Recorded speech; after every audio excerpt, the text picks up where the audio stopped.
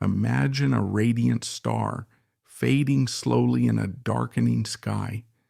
That was Rita Hayworth in the end.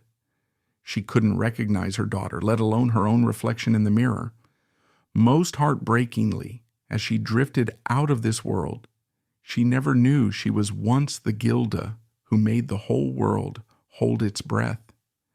At her height, she was hailed as the Love Goddess, a title that captured both her brilliance and the fervor of the era.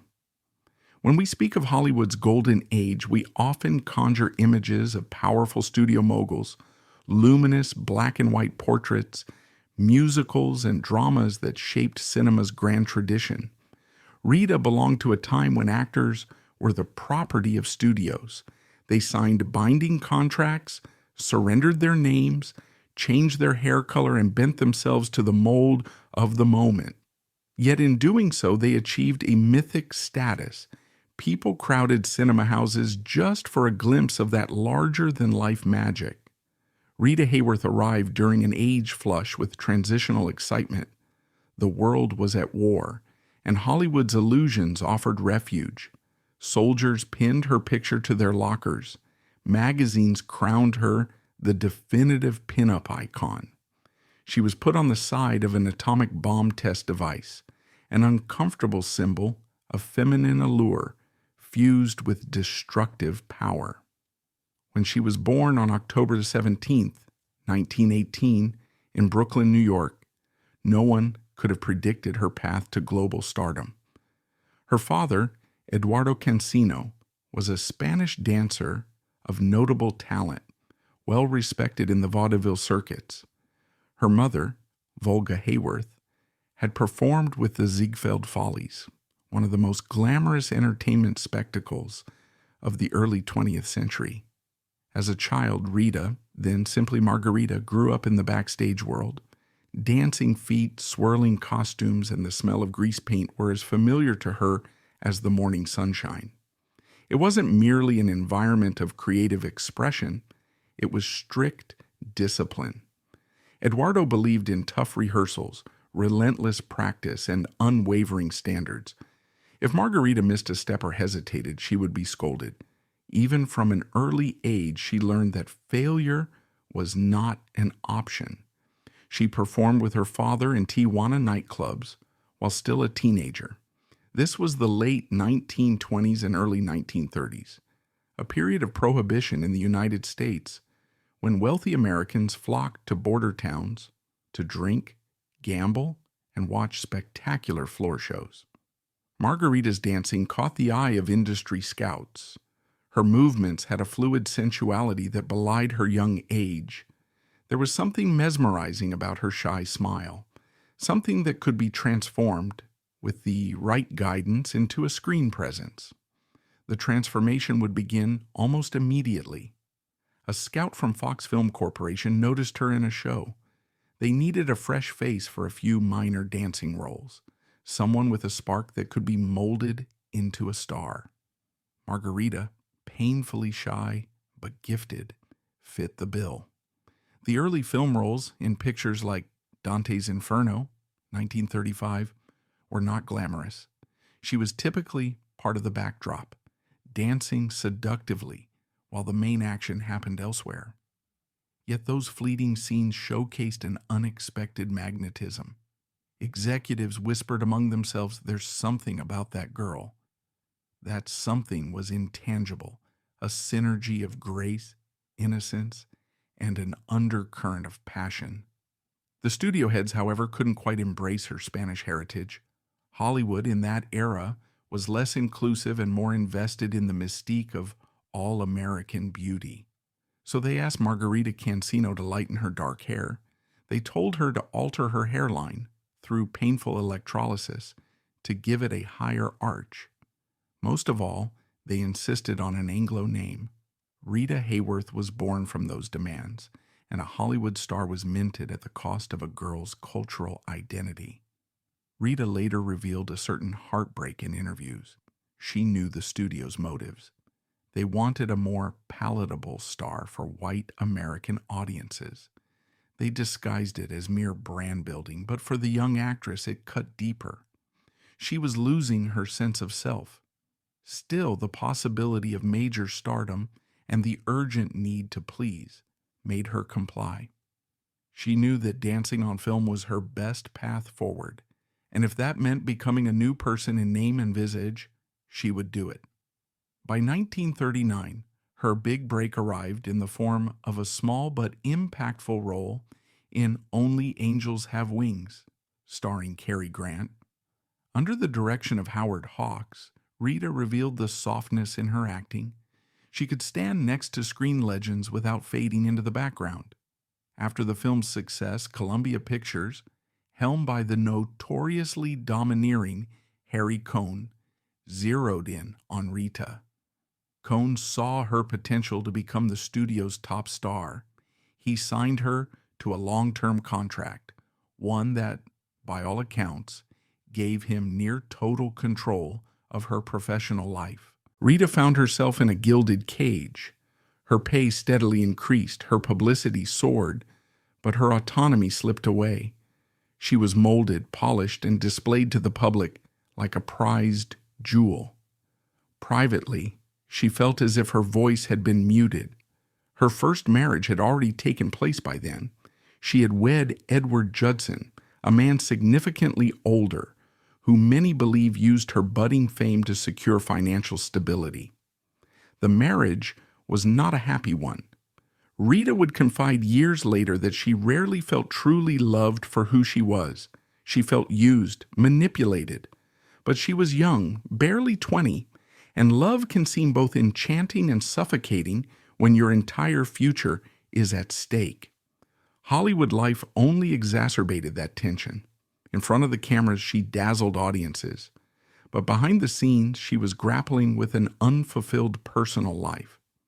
Then came the 1940s, and with it, Rita's coronation as the ultimate screen siren. The war raged, and American soldiers needed a vision of hope and sensuality. She became a beloved pinup, rivaling Betty Grable in popularity. GIs stationed around the globe pinned up her photos, which exuded a heady mix of approachability and fierce glamour. She wasn't an untouchable goddess on her posters. She seemed like the warm, vivacious girl you might actually meet. And yet, she remained impossibly idealized. For Columbia, she appeared in a string of hit musicals and dramas. You'll Never Get Rich, 1941, opposite Fred Astaire, showed off her dancing prowess. Astaire later called her his favorite dance partner. She had a natural gift for the artistry and effortlessness of movement. Their on-screen chemistry was electric. Columbia then produced CoverGirl, 1944, co-starring Gene Kelly, a lavish Technicolor musical that cemented her standing. Rita glowed in every frame. Her fiery red hair was in luscious contrast to the pastel sets and costumes. Audiences couldn't get enough of her. She seemed unstoppable until she starred in the film that defined her career, Gilda, 1946. In that noir classic, Rita portrayed the ultimate femme fatale. Gilda was unpredictable, seductive, and heartbreakingly vulnerable all at once. Her strapless black dress, the iconic hair toss, and the flirtatious mannerisms created an indelible image of smoldering allure. When she sang, "Put the Blame on Mame," it was more suggestion than performance. The camera seemed to worship every curve, every sly smile, but success came with a price. The movie's tagline was, "There never was a woman like Gilda," and soon Rita's personal identity melted into that character. She once famously lamented, "Men go to bed with Gilda, but they wake up with me." That single line revealed her anguish. She realized people loved an image, not the real woman. They loved the pin-up, the red-lipped siren who projected desire and danger. The actual Rita, soft-spoken, shy, carrying old wounds, felt overlooked. The disconnect widened. She walked through the world admired by millions, yet dismally alone. During the promotional tours for Gilda, her private life was in turbulence. Her second marriage to Orson Welles was a roller coaster of passion and intellect. She admired Welles's genius, but she also needed stability. Welles, brilliant but often self-absorbed, spent long hours consumed by his projects, leaving Rita hungry for emotional security. At the time, she was pregnant with their daughter, Rebecca, and the tension between them escalated. Welles's fascination with new artistic ventures and Rita's skyrocketing fame created a chasm. They divorced in 1947, a mere 2 years after Gilda had transformed her into a global superstar. He later spoke fondly of her, acknowledging that he never really understood the intensity of her needs. In interviews, he praised her gentleness and generosity, but admitted his failings as a husband. Hollywood is a place of eternal motion, and so Rita kept dancing forward. She took roles in Down to Earth, 1947, The Lady from Shanghai, 1947, directed by Welles, and Pal Joey, 1957, opposite Frank Sinatra. But the 1950s also ushered in the most sensational chapter of her personal life, the marriage to Prince Ali Khan. The world reeled at the idea of a Hollywood goddess becoming true royalty. Headlines blared, "Rita Hayworth marries a prince." Photos showed them in glamorous enclaves, often in the company of Europe's elite. But even as she shimmered in diamonds, Rita found herself in yet another uncertain union. The tabloids devoured every rumor of their fights, the rumored infidelities, the cultural differences. Ali Khan was a suave socialite used to having women at his beck and call. Rita was looking for a safe harbor. Their daughter, Princess Yasmin Aga Khan, was a source of great joy to Rita. Yet the marriage fizzled amid accusations of betrayal and cultural misalignments. By 1953, the fairy tale had ended. It is said that over the course of 5 marriages, Rita kept trying to find the unconditional love she had never truly received. She once confided to a close friend that she felt like an unwanted child who grew up and never stopped looking for home. Whether that was literally spoken or paraphrased, it illuminates the emotional core of Rita's journey. She was adored by the public, but privately she believed no one genuinely loved her for herself, especially once she stripped away the glamorous illusions. Even her relationship with Columbia Pictures was fraught. Harry Cohn, the studio chief, oversaw her career with an iron fist. She had to accept the roles he assigned, do the interviews, wear the costumes, show up to the parties, no matter her personal struggles. And she had plenty. Unstable marriages, financial pressures, a longing for authenticity in a world that prized surface over substance. When she tried to negotiate for better roles or some respite, Cohn reminded her of who was in charge. Biographers have suggested that Cohn deliberately limited her choice of roles, boxing her into the temptress persona that sold so well. If she stepped out of line, he'd threaten to suspend her or bury her in less desirable projects. Eventually, as the 1950s gave way to the early 1960s, Rita's star began to wane. Hollywood was shifting. Television had encroached into the living rooms of America, and the younger generation gravitated to new icons like Marilyn Monroe or Audrey Hepburn. Still under contract, Rita found herself in fewer high-profile films. Ageism also played a role. In an industry that prized youthful sex symbols, approaching one's 40s was often a professional death sentence for actresses. Despite her best efforts, her big roles became sporadic. Now and then, a film would remind audiences of her gifts, like Separate Tables, 1958, in which she displayed a more serious, dramatic range. Yet those performances couldn't completely revive her commercial appeal. In 1958, she married singer Dick Haymes.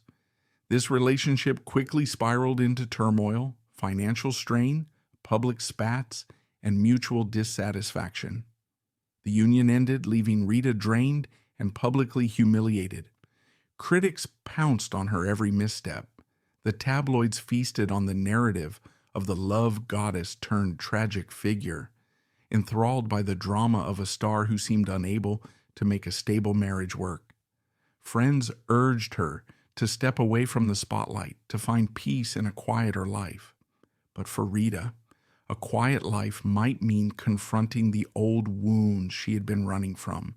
She once admitted that she didn't quite know who she was without the film set or the dance stage. Still, she persevered. She accepted a handful of roles in the 1960s. She traveled. She tried to maintain friendships outside of Hollywood.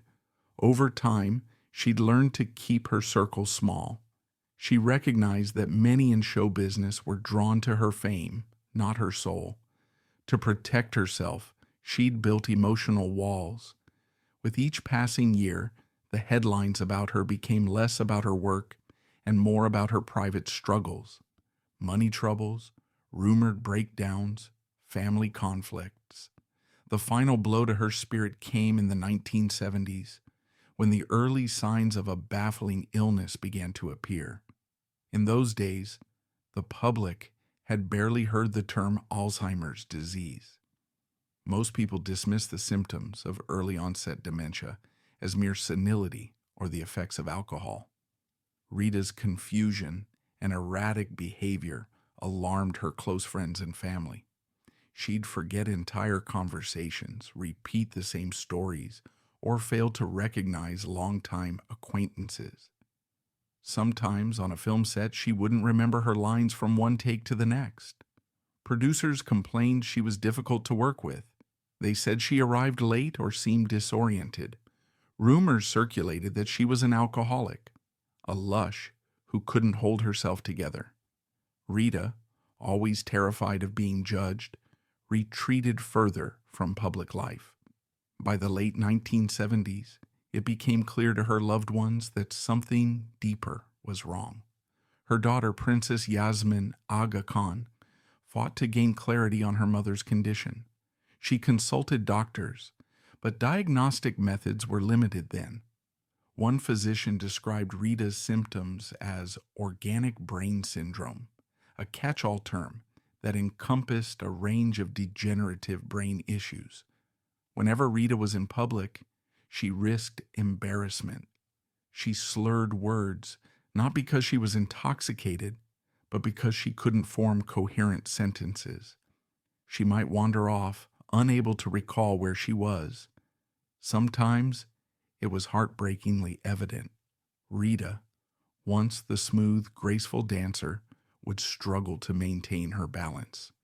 In a startling 1976 incident at London's Heathrow Airport, security nearly detained her because she couldn't follow simple instructions and appeared incoherent. Journalists seized on the story, reporting it as a public meltdown. The rumor mill declared she was a hopeless drunk. The heartbreak lay in how few realized the truth. Alzheimer's, the slow theft of memory and identity, was already ravaging the woman who once enthralled the world with her poise. By 1980, her condition worsened. Friends who visited described a vacant gaze in her eyes, as though she were present physically but lost somewhere else in her mind. She could be momentarily lucid, perhaps when hearing an old favorite tune, and then slip away again. The woman who had set the screen ablaze, whose dancing entranced Fred Astaire and Gene Kelly, now struggled to remember basic words. Princess Yasmin became her primary caretaker, dividing her time between social obligations and her mother's mounting medical needs. Rita alternated between confusion, anxiety, and childlike dependency. They tried therapy, medication, but the disease remained implacable. Alzheimer's was then scarcely understood, and emotional support for family members was minimal. The heartbreak is that she died in a state of almost total unawareness. Even when she left this world on May 14, 1987, at the age of 68, she was surrounded by the swirling echoes of a Hollywood she could no longer recall. The newspapers announced that Rita Hayworth had passed away. But in truth, Rita had been receding from existence for a decade, bit by bit, memory by memory. When we look back at her story, the patterns of tragic foreshadowing become clear. The insecure father figure who pushed her beyond the bounds of childhood, the studios that reshaped her into a fantasy figure, the husbands who wanted their share of the goddess. She was always performing. She learned to bury her own fears, to put on that radiant smile and keep moving. And so the performance became her life, leaving her personal identity in a perpetual state of flux.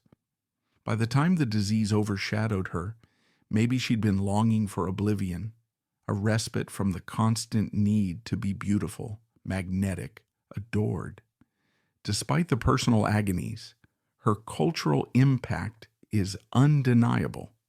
She remains one of the central figures of Hollywood's golden age, a star whose dance routines are still studied by choreographers, whose portraits are coveted by collectors, whose roles in film noir define the genre's sultry mystique. She was the first Hispanic-American actress to achieve megastardom in an industry dominated by sanitized Anglo images.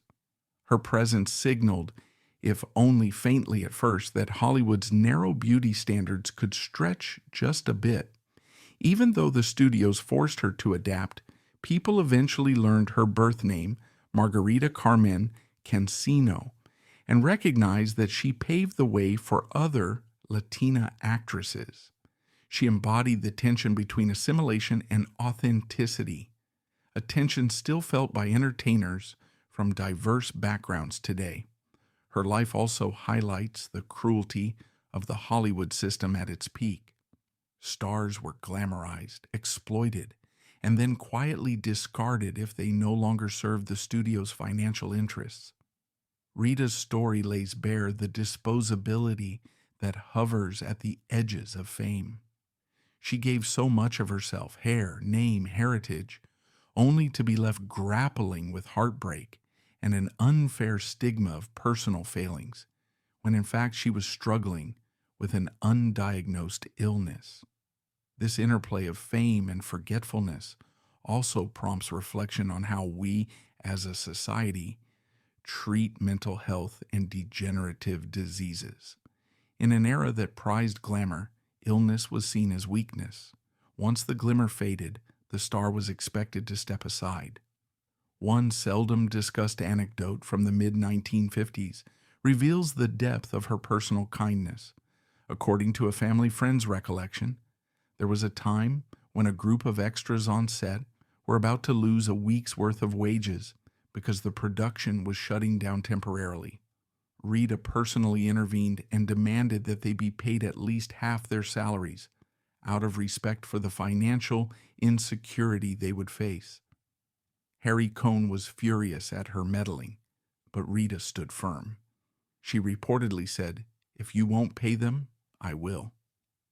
It's a small, almost hidden story that never made the publicity rounds, overshadowed by press coverage of her romances. Yet it captures something essential about who she was beneath the star persona, someone who couldn't stand by and watch others suffer. Another lesser-known quote, shared by a longtime hairdresser on the Columbia lot, captures Rita's quiet heartbreak. I heard her whisper once while staring into the mirror, "Sometimes I don't recognize who I've become." She was alone in the dressing room, thinking no one else was there. It's a strikingly intimate moment that underscores how the world's most iconic faces can feel lost in their own reflection. We think of them as perfect, but their mirror often reveals a stranger. Rita Hayworth's story also reverberates in the broader cultural discourse about female sexuality in film. She wasn't the first to be labeled a love goddess, but the mass marketing of her image, plastered on bombers, pinned on soldiers' walls, was a new phenomenon. It showcased how Hollywood harnessed the war effort and the pin-up craze to rally morale. But in doing so, it reduced a woman's existence to her body, her hair, her smile. The question of how Rita felt about that reduction is partly answered by her statement about men preferring Gilda to the real woman behind the screen. It's an enduring cautionary tale for modern celebrities who grapple with the same commodification in the social media age. In historical debates, some argue Rita Hayworth's contribution to cinema has been overshadowed by the more flamboyant icons, Marilyn Monroe, Elizabeth Taylor, and others who commanded attention with more robust off-screen personalities. Rita was quiet, less comfortable with the spotlight on her private life. She never exploited scandal for fame, and though multiple divorces made headlines, she seemed reluctant to court controversy. Moreover, the nature of her final illness meant that she was absent from the public eye for years before her death, creating a void where her legacy might have been championed. Only after her passing did a collective reevaluation begin, acknowledging the magnitude of her stardom and the pathos of her later years. She should be remembered for her resilience as much as her radiance. Despite every blow, 5 broken marriages, restrictive studio contracts, a shifting industry, and a debilitating condition, she kept going until her body and mind could no longer carry her. There's a certain heroism in that quiet persistence. Look at her final interviews, those rare moments when she mustered enough lucidity to smile at a camera, and you can still glimpse a lingering spark from the days when she danced across the silver screen, commanding the attention of an entire generation. Her story is a testament to the resilience of the human spirit amid the glare of a demanding stage, a silent plea that we see the person behind the goddess. In that plea lies our empathy and our acknowledgement of a life that soared, stumbled, and eventually succumbed, but left an indelible impression on Hollywood's landscape. She remains forever the love goddess, both ravishing and heartbreakingly human, teaching us that no pedestal is tall enough to shield a heart that yearns or a mind that fades. And that's all for today's video. If you like this video, hit that thumbs up, let us know your thoughts in the comments section, and subscribe so you won't miss out on future uploads. See you next time.